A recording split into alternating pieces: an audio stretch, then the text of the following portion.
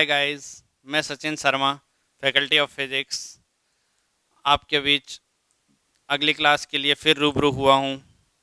पिछली क्लास में बच्चों हमने बीएससी सेकेंड ईयर के थर्मोडाइनमिक्स पेपर शुरू किया था, थर्मोडाइनमिक्स एंड स्टैटिस्टिकल फिजिक्स। इस पेपर को शुरू किया था हमने बच्चों, इसमें हमने ऊष्मागतिकी का शून्यवां नियम और प्रथम नियम पढ़ा था। प्रथम नियम की बात जब हम करें बच्चों, प्रथम नियम में हमने उसकी प्रोसेस की स्थिति देखी थी कि ताप को बढ़ाने पर किस किस प्रकार से दाब, आयतन, एंट्रोपी, ये सब स्थितियां परिवर्तित होती हैं, बढ़ती रहती हैं। इन्हीं स्थितियों को बढ़ते हुए हम एक्सप्लेन कर रहे थे बच्चों। जब अगली स्थिति की बात हम कर रहे थे बच्चों, तो हमने ऊष्मागतिकी के प्रथम नियम में कुछ प्रोसेस पढ़े थे। ऊष्मागतिकी के प्रथम नियम के बच्चों 4 प्रोसेस हमने देखे थे। एक प्रोसेस तो हमने देखा था समआयतनिक प्रक्रम का। समआयतनिक प्रक्रम के प्रोसेस के अंदर बच्चों हमने सबसे पहले तो देखा था आयतन की नियत स्थितियां, उसके बाद हमने देखा था नियम, उसके बाद हमने पीवीआर 1 को डिस्कस किया, गैस के लिए किए गए कार्य की स्थितियां डिफाइन की, और अंत में हमने ऊष्मागतिकी का प्रथम नियम डिफाइन किया था बच्चों। ऊष्मागतिकी के प्रथम नियम की स्थितियां समआयतनिक प्रक्रम के लिए किस प्रकार की होंगी। ठीक यही प्रोसेस बच्चों हमने समदाबिक प्रक्रम के लिए भी किया था। आज हम तीसरे प्रक्रम के लिए यही बात पुनः करने वाले हैं समतापिक प्रक्रम के लिए। तो समतापिक प्रक्रम के लिए वही स्थितियां देखते हैं। थर्ड प्रोसेस के लिए, थर्ड प्रक्रम के लिए समतापिक प्रक्रम के लिए इसे बोलेंगे बच्चों हम आइसोथर्मल प्रोसेस। आइसोथर्मल प्रोसेस,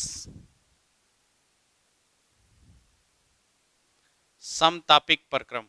बच्चों जैसा कि नाम से ही हमें पता चल रहा है, आइसोथर्मल, थर्मल कंडीशंस जो हैं वो इक्विवेलेंट हैं, एक समान हैं, चेंज नहीं होंगी। समतापिक, ताप समान रहेगा बच्चों। तो सबसे पहली स्थिति के लिए हम यही डिफाइन करेंगे कि टेम्परेचर, ताप जो है वो नियत है बच्चों, कांस्टेंट है, नियत है, कांस्टेंट रहेगा। ये बच्चों है कांस्टेंट ताप। अगर ताप कांस्टेंट है बच्चों, तो ताप में परिवर्तन जो dt होगा वो भी 0 होगा। तो ये तो पहली स्थिति थी बच्चों, जैसे हमने समआयतनिक और समदाबिक में भी पढ़ी थी। दूसरी स्थिति बच्चों हमने पढ़ी थी लो। नियम क्या है, कैसा नियम बनेगा आइसोथर्मल प्रोसेस के लिए, नियम क्या रहेगा। तो देखो, हम गैसों के लिए बात कर रहे हैं। आदर्श गैसों की स्थिति में हम जब बात करें तो नियम ये कहता है कि PV is equals to R T, आदर्श गैस समीकरण है। एनआरटी, जहां एन की वैल्यू 1 डिफाइन कर रहे थे।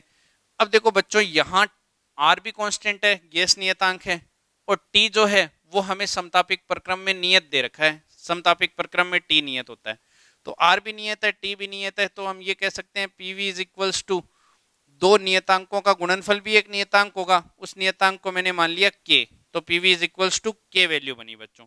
तो यहां से हम इसे ये लिख सकते हैं P is equals to K upon V. तो इसे सोल्व करें, सोल्व करेंगे तो P is proportional to 1 upon V. जहां प्रोपोर्शनलिटी साइन हटाएंगे तो कांस्टेंट वापस आ जाएगा।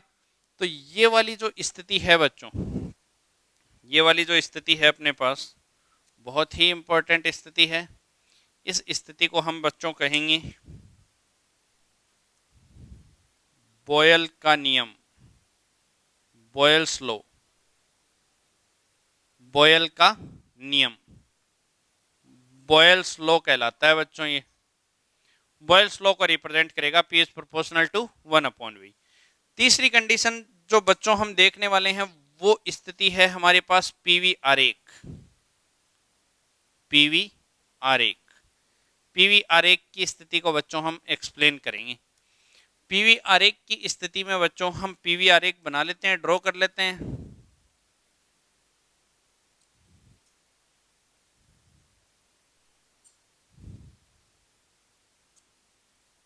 पीवी आरेख की स्थिति ड्रॉ करते हैं बच्चों।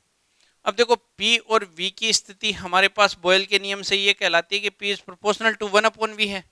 अगर P is proportional to 1 upon V है बच्चों, तो देखो y is proportional to 1 upon x का जो ग्राफ बनता है वो बच्चों ग्राफ बनता है इस तरह का। ये अक्स एक्सिस है, ये y एक्सिस है, और 1 अपॉन अक्स का ग्राफ ये बनेगा, ये गिरता हुआ ग्राफ बनता है। सिमिलरली अगर y की जगह y एक्सिस की तरफ p है, सॉरी y एक्सिस की तरफ इसे हम ले लेते हैं p और इसे ले लेते हैं एक बार के लिए v। ठीक है, हमें PVR एक ड्रॉ करना है, इधर से इधर करो चाहे इधर से इधर करो। तो एक बार के लिए चलो हम जैसा पहले लेते आए हैं उसी स्थिति को रिप्रेजेंट करें। देखो इसे PVR1 की जगह VPR1 भी कह सकते हैं। XY अगर हमें ग्राफ ड्रॉ करना है तो उसकी जगह YX ग्राफ भी ड्रॉ कर सकते हैं। एक ही बात है, बस ये उलट जाएगा, इधर की तरफ बनेगा फिर। तो मैं इसे उल्टा ना बनाकर इसे सीधा बना रहा हूँ, तो इसे मैं एक बार के लिए PVR1 से रिप्रेजेंट कर रहा हूँ। तो एक बार के लिए अगर हम इसे PVR1 से रिप्रेजेंट करें तो ये तो मूल बिंदु है। अब देखो y एक्सिस की जगह p है तो y एक्सिस की जगह p आ गया और x एक्सिस की जगह v है तो v लिख दिया मैंने। अब इसी आरेख को मुझे ड्रॉ करना है, ड्रॉ करूंगा तो ड्रॉ करेंगे तो ये वाली स्थिति बनेगी हमारे पास, ड्राइंग कंडीशन बनेगी इसकी ये वाली स्थिति, ये PVR1 की स्थिति बनेगी। अब इस PVR1 की स्थिति में ये देखो बच्चों, ये PVR1 बना बच्चों हमारा।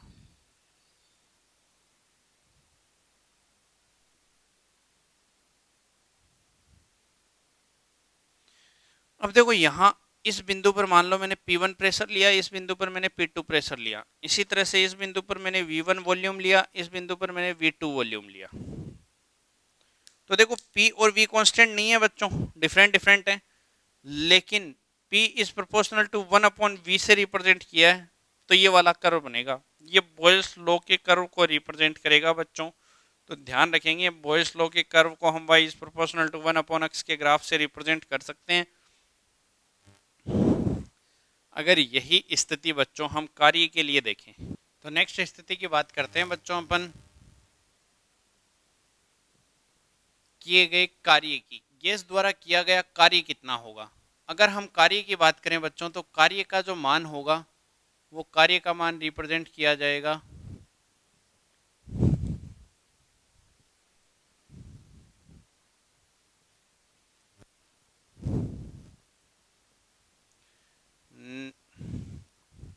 तो नेक्स्ट स्थिति की बात करते हैं बच्चों अपन कार्य की।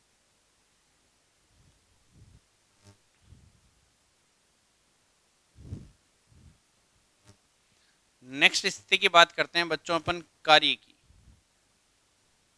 कार्य जो होगा गैस के द्वारा किया गया कार्य होगा PdV, इंटीग्रेशन V1 से लेकर V2 तक, V1 से लेकर V2 तक आयतन में परिवर्तन हो रहा है, आयतन में परिवर्तन हो रहा है बच्चों। तो यहाँ से हम एक स्थिति देखने वाले हैं PdV की स्थिति। जब हम कैलकुलेट करते हैं तो P का जो मान आएगा वो आएगा अपने पास K/V, P का मान रख दिया मैंने K/V इंटू dV, V1 से लेकर V2 तक बच्चों। तो इसे हल करते हैं, V1 से V2 तक K तो कांस्टेंट है बाहर चला जाएगा, dV/V इंटीग्रेशन V1 से लेकर V2 तक बच्चों। इंटीग्रेशन करेंगे वैल्यू आएगी KLN V1 से लेकर V2 तक बच्चों। अब बच्चों यहाँ एक चीज आपको समझनी है कि हम ln लिखते हैं और log लिखते हैं, log और ln में क्या डिफरेंस है।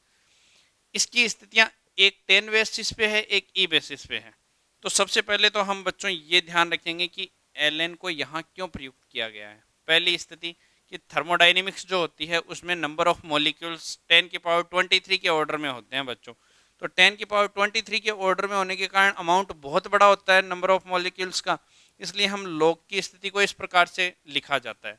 तो थर्मोडाइनेमिक्स में हम log की स्थिति को ऐसे लिखेंगे, जब स्टैटिस्टिकल फिजिक्स में पढ़ेंगे तो log को इस प्रकार से लिखें चाहे इस प्रकार से लिखें कोई फर्क नहीं पड़ता बच्चों। तो ध्यान रखेंगे, ये स्थिति आगे हम डिस्कस दोबारा भी करेंगे।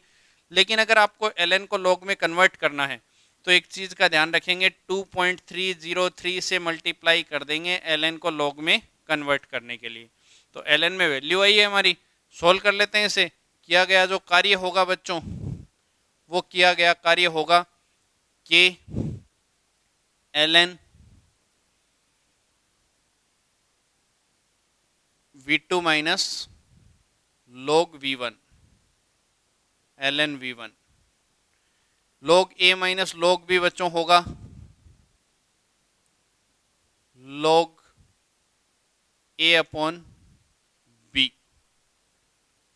इसे मैं बच्चों ये लिख सकता हूँ कि ln को मुझे log में कन्वर्ट करना है तो 2.303 से मल्टीप्लाई कर देंगे, तो 2.303 के का मान देखो किसके स्थान पर रखा था हमने, RT के स्थान पर के रखा था, तो के स्थान पर हम वैल्यू रख देंगे RT की। RT ln log में कन्वर्ट हो जाएगा, 2.303 से मल्टीप्लाई करेंगे, log V2/V1। ये बच्चों किया गया कार्य कैलकुलेट किया जा सकता है। ये हमने कार्य कैलकुलेट किया। अब आखिरी स्थिति की बात करते हैं बच्चों। समतापिक प्रक्रम के लिए आखिरी स्थिति क्या बनेगी? समतापिक प्रक्रम के लिए आखिरी स्थिति बनेगी बच्चों ऊष्मागतिकी का प्रथम नियम। ऊष्मागतिकी का प्रथम नियम। तो देखो बच्चों ऊष्मागतिकी के प्रथम नियम में हम ये कहेंगे कि ऊष्मागतिकी का प्रथम नियम dq = du + dw होता है। तो अगर हम ये कहें dq = du + dw में du आंतरिक ऊर्जा है गैस की अणु की, किया गया कार्य ये रहा 2.303 RT log V2/V1। ये बच्चों बहुत ही इंपॉर्टेंट रिजल्ट है हमारे पास। इस रिजल्ट में हम ये देखने वाले हैं कि ये ऊष्मागतिकी का प्रथम नियम का ये वाला जो रिजल्ट है ये समतापिक प्रक्रम के लिए होगा। समतापिक प्रक्रम के लिए ऊष्मागतिकी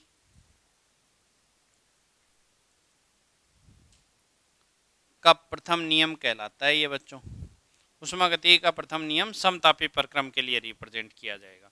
तो समतापी प्रक्रम के लिए ऊष्मागतिकी के प्रथम नियम को निम्न प्रकार दर्शा सकते हैं बच्चों हम।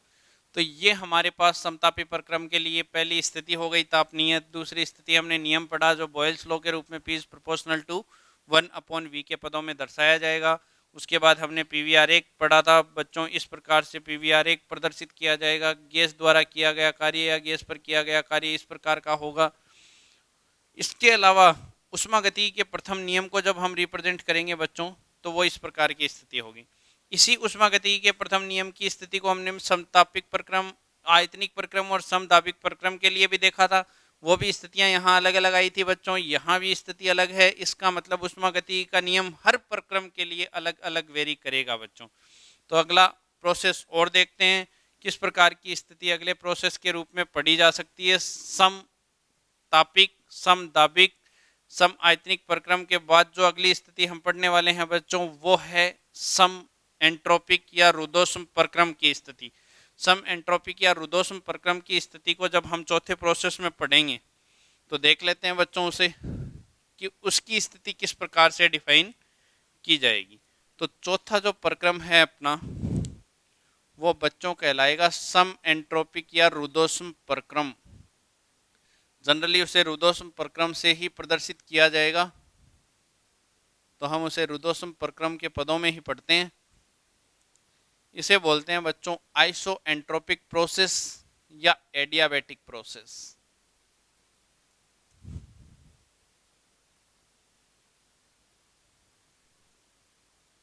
Adiabatic process. एडियाबैटिक प्रोसेस में बच्चों देखो सबसे पहले हम ये देखेंगे कि एडियाबैटिक प्रोसेस या एंट्रोपिक प्रोसेस में एंट्रोपी समान रहेगी। तो यहाँ एंट्रोपी समान रहेगी, तो एंट्रोपी कांस्टेंट है, एंट्रोपी नियत है। तो एंट्रोपी में जो परिवर्तन होगा ds वो शून्य हो जाएगा। दूसरी स्थिति की बात हम बच्चों करें कि अगर रुद्धोष्म प्रक्रम में नियम की स्थिति देखें तो यहाँ से देखो बच्चों जब हम सम आयतनिक प्रक्रम पढ़ रहे थे तब इस आदर्श गैस समीकरण में आयतन मौजूद था।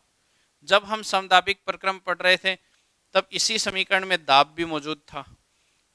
जब हम समतापिक प्रक्रम पढ़ रहे थे बच्चों तो यहाँ इसी समीकरण में ताप भी मौजूद है। ताप, आयतन, दाब तीनों मौजूद थे। लेकिन जब हम सम एंट्रोपिक या रुद्धोष्म प्रक्रम पढ़ेंगे बच्चों तो इस इक्वेशन में एंट्रोपी की स्थिति को रिप्रेजेंट नहीं किया गया। तो एंट्रोपी की स्थिति को रिप्रेजेंट नहीं किया गया तो इस स्थिति के आधार पर हम एंट्रोपी के लिए एक अलग समीकरण का उपयोग करते हैं।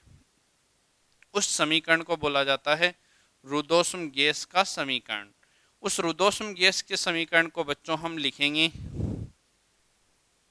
PV gamma is equals to constant, PV की power gamma, PV gamma is equals to constant. तो यहाँ से अगर हम ये डिफाइन करें कि P is equals to K upon V की पावर गामा, तो P is proportional to 1 upon V की पावर गामा। ये हमारे पास बच्चों बचेगा, इसी को हम बोलेंगे। अब इसको नियम क्या नाम दें? देखो, पहला चार्ल्स का नियम था, दूसरा दाब का नियम था, तीसरा बॉयल का नियम था। लेकिन इस नियम की स्थिति के लिए जब हम डिफाइन करते हैं तो देखो बच्चों, आपने बॉयल का नियम ये पढ़ा था, P is proportional to 1 upon V, और ये नियम है P is proportional to 1 upon V की पावर गामा, वी की पावर गामा, वी की पावर गामा। तो अगर मैं इसमें वी की पावर 1 लगा दूं तो किसी की भी पावर 1 हो कोई फर्क ही नहीं पड़ता। तो 1 किसी की भी पावर लगाओ, उस समय राशि पे कोई फर्क नहीं पड़ता, वो वी रहेगा। तो वी की पावर 1 भी वी होगा, तो मैं इसे 1 लगा देता हूँ। तो 1 अपॉन वी की पावर 1 और 1 अपॉन वी की पावर गामा। तो अगर गामा की वैल्यू 1 या उसके आसपास की स्थिति में होती तो ऐसी स्थिति में हम क्या कह सकते थे कि ये नियम और ये नियम एक जैसे ही हैं लगभग। तो यहाँ जो गामा है वो क्या रिप्रेजेंट करेगा, इसकी स्थिति देखें। ये बॉयल का नियम है, ये भी एक बॉयल का ही नियम है, लेकिन इसे हम नियम देंगे बच्चों परिवर्धी बॉयल नियम। एक्सटेंडेड बॉयल स्लो है ये, extended Boyle's law. Boyle's law ये है, इसे एक्सटेंड करके इतना कर दिया, यानी ये 1 वैल्यू है, इसे 1 से ज्यादा कर दिया। जहां गामा की जो वैल्यू है, गामा को किस तरीके से डिफाइन करेंगे ये देख लेते हैं। जहां गामा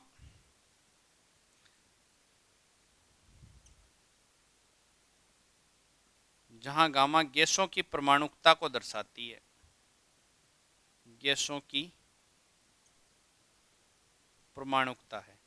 और गैसों की परमाणुकता देखो, मान लो एक परमाणु गैस है, एक परमाणु गैस है, तो एक परमाणु गैस के लिए गामा की वैल्यू होती है 1.33। इसी तरह द्विपरमाणु गैस है, एक परमाणु गैसों में अक्रिय गैसें आती हैं, हीलियम, नियोन, ऑर्गन, इस तरह की गैसें एक परमाणु गैसें हैं बच्चों। द्विपरमाणु गैसों की अगर बात करें तो उसके लिए गामा की वैल्यू होती है 1.44 बच्चों। ये सब हमने 12th क्लास में स्टैंडर्ड में देखी थी। द्विपरमाणु गैसें जैसे H2 गैस है, 2 हाइड्रोजन के परमाणु हैं। एक परमाणु जैसे हीलियम गैस है, एक ही गैस है, एक ही परमाणु है लेकिन फिर भी गैस है। तो एक परमाणु गैस है हीलियम, नियोन, ऑर्गन, उनके लिए गामा की वैल्यू ये होगी। इसी प्रकार से द्विपरमाणु गैसें H2O2 Cl2 ये सब गैसें हैं, इनके लिए गामा की वैल्यू ये होगी। इसी प्रकार से त्रिपरमाणु गैसों के लिए गामा की जो वैल्यू होती है वो 1.66 होती है त्रिपरमाणु के लिए, गैस के लिए। तो ये गामा की कुछ वैल्यूज हैं। तो ध्यान रखेंगे, गामा गैसों की परमाणुकता है और इस गामा का जो मान है वो 1 से बड़ा होगा और 2 से छोटा होगा। 1 से 2 के बीच में ही वेरी करता है बच्चों, याद रखेंगे बहुत अच्छे से। गामा की वैल्यू 1 से 2 के बीच में वेरी करेगी और इसे परिवर्ती बॉयल नियम या एक्सटेंडेड बॉयल स्लो कहेंगे हम। अब एक्सटेंडेड बॉयल स्लो में यहाँ देखो, बॉयल स्लो ये था, अब एक्सटेंडेड बॉयल स्लो की स्थिति कैसी होगी। एक्सटेंडेड बॉयल स्लो इस प्रकार से रिप्रेजेंट किया जाएगा बच्चों कि वो अपनी स्थिति को पहले ही गिरा देगा। ये यहाँ जाकर गिरा रहा है इस स्थिति को, वो इसी स्थिति को यहीं ले आएगा। देखो V2 को ये वैल्यू P1 से P2 तक जाते जाते, P1 से P2 तक जाते जाते V2 से V1 स्थिति में आयतन को कम करती हुई प्रदर्शित की जा रही है। जबकि इसी स्थिति में P1 से P2 तक की स्थिति में ये वाला बिंदु यहाँ है और ये वाला बिंदु यहाँ है, ये यहीं आ जाएगा, तो ये वाली स्थिति यहाँ बनेगी, तो आपका V2 यहीं बन जाएगा बच्चों। तो ध्यान रखेंगे, ये वाला प्रोसेस आइसोथर्मल प्रोसेस था,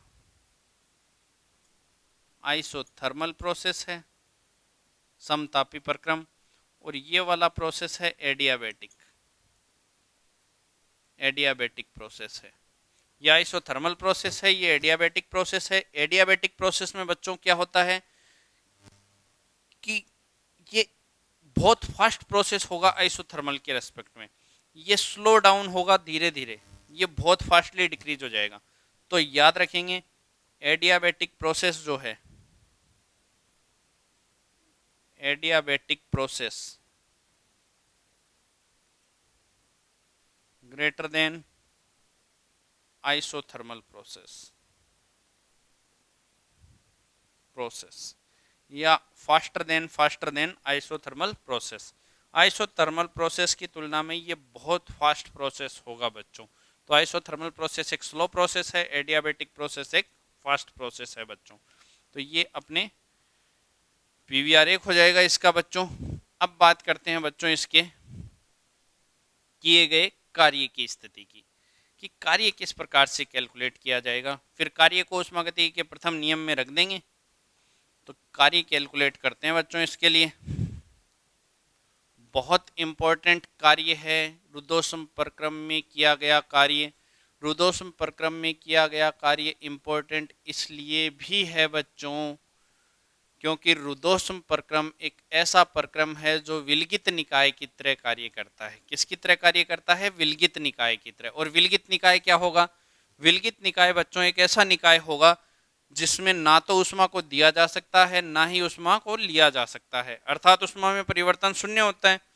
इसका मतलब मैं ये कह सकता हूं कि ऊष्मा में परिवर्तन शून्य होगा। तो ऐसे निकाय रुद्धोष्म निकाय में ये स्थिति बहुत इंपॉर्टेंट होने वाली है। अभी हम आगे बात करेंगे बच्चों डीक्यू किस प्रकार से विलगित निकाय की स्थिति में रुद्धोष्म प्रक्रम में दर्शाया जाता है। तो देखो अब इसके कार्य की स्थिति पढ़ते हैं बच्चों। हम किया गया कार्य उसी प्रकार से कैलकुलेट करेंगे। इंटीग्रेशन पीडीवी, इंटीग्रेशन होगा V1 से लेकर V2 तक। देखो इस बार बच्चों P का मान किसके बराबर है? K अपॉन V की पावर गामा। तो मैं इसे लिख देता हूँ K अपॉन V की power gamma into D, integration V1 से लेकर V2 तक। K तो कांस्टेंट है, बाहर आ गया।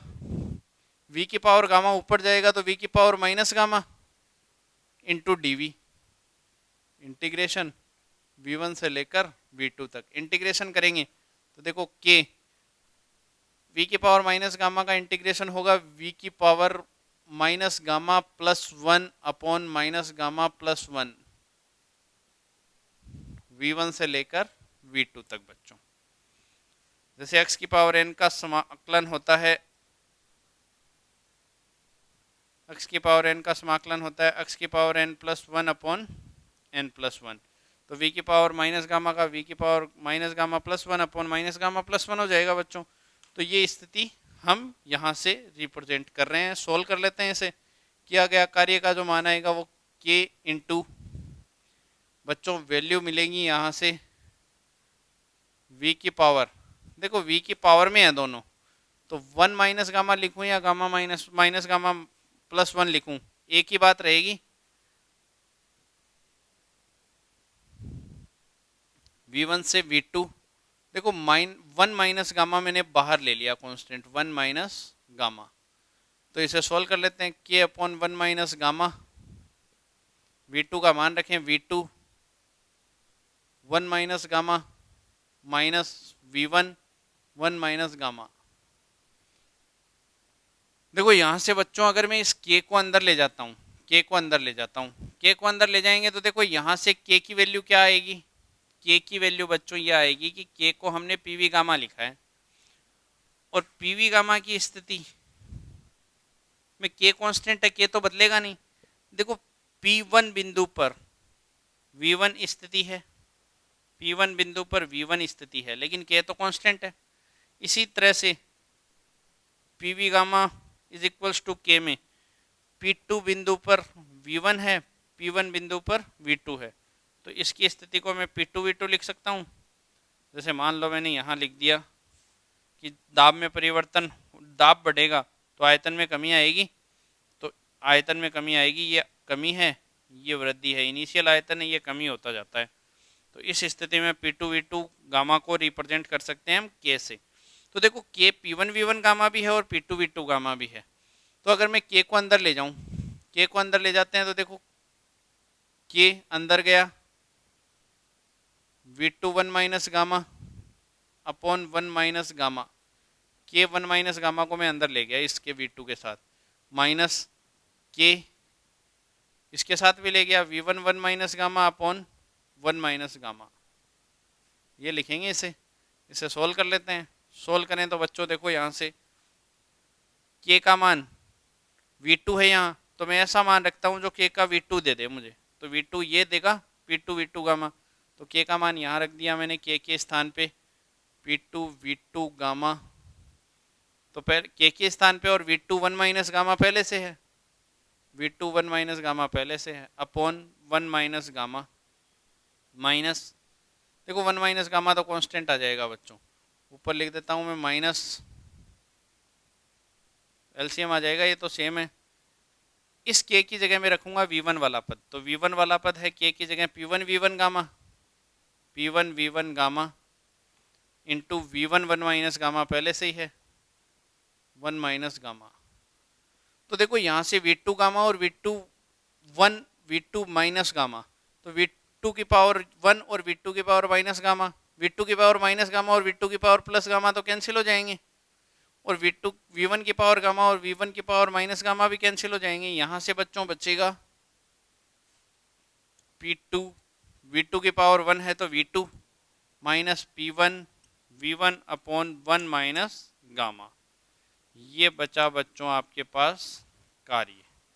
अब देखो यहाँ से हम जानते हैं आदर्श गैसों के समीकरण से PV is equals to RT होता है, तो P1 V1 is equals to R तो कांस्टेंट है T1, और P2 V2 is equals to R तो कांस्टेंट है T2, तो P1 V1 की जगह में रख सकता हूँ RT1 और इसकी जगह रख सकता हूँ RT2, तो हम इसे ये लिख सकते हैं RT2 minus RT1 upon 1 minus gamma, तो ये रिजल्ट आएगा बच्चों।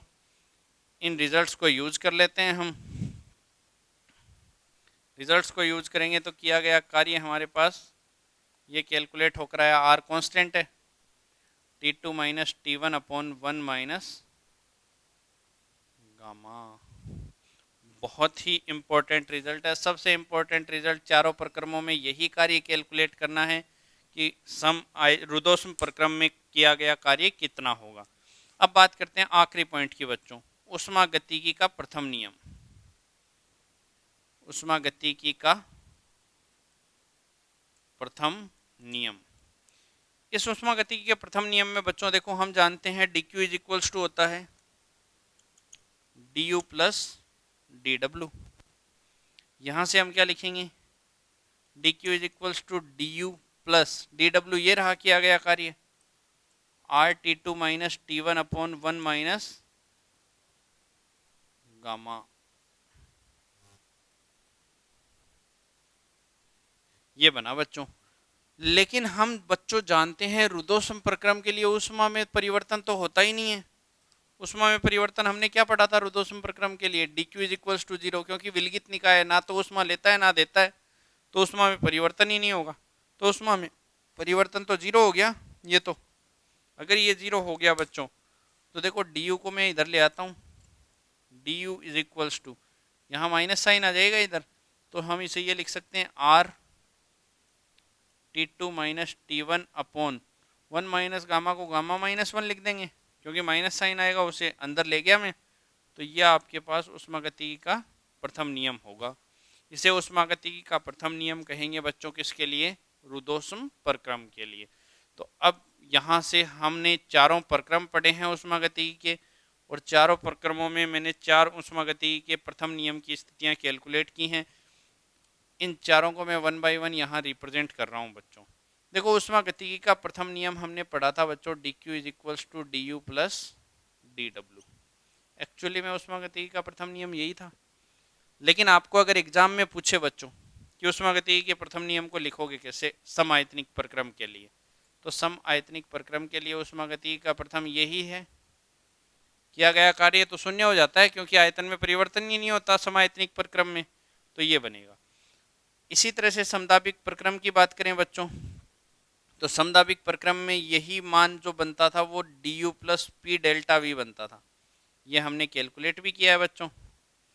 तीसरी इसी प्रोसेस की बात करते हैं बच्चों हम, D Q is equals to D U plus P delta V वाली स्थिति में देखना बच्चों, जब हमने समतापिक प्रक्रम की स्थिति में यहाँ लिखा था 2.303 R T L N V two upon, sorry 2.303 लगा देंगे तो एल एन लॉग में चेंज हो जाएगा, V two upon V one. यह आपका समतापिक प्रक्रम के लिए ऊष्मागतिकी का प्रथम नियम था। इसी तरह से बच्चों अगर हम ये कहें रुदोष्म प्रक्रम के लिए, रुदोष्म प्रक्रम के लिए ऊष्मागतिकी का प्रथम नियम क्या होगा, तो हम इसे ये लिखेंगे डी यू प्लस, देखो डी क्यू तो खत्म है तो डी यू को इधर ही ले लेते हैं, डी क्यू खत्म है तो डी यू तो इधर आ जाएगा, D U is equals to R T two minus T one upon gamma minus one, यही ऊष्मागतिकी का प्रथम नियम हो जाएगा। तो यहाँ से बच्चों आप ध्यान रखेंगे, अगर ऊष्मागतिकी का प्रथम नियम पूछता है तो ये है, लेकिन समायतनिक के लिए पूछता है तो ये है, समतापिक के लिए पूछता है ये है, अगर समतापिक प्रक्रम के लिए पूछता है तो ये हो जाएगा बच्चों। और अगर रुदोष्म प्रक्रम के लिए यही स्थिति पूछी जाती है बच्चों तो इस प्रकार से रिप्रेजेंट की जाएगी।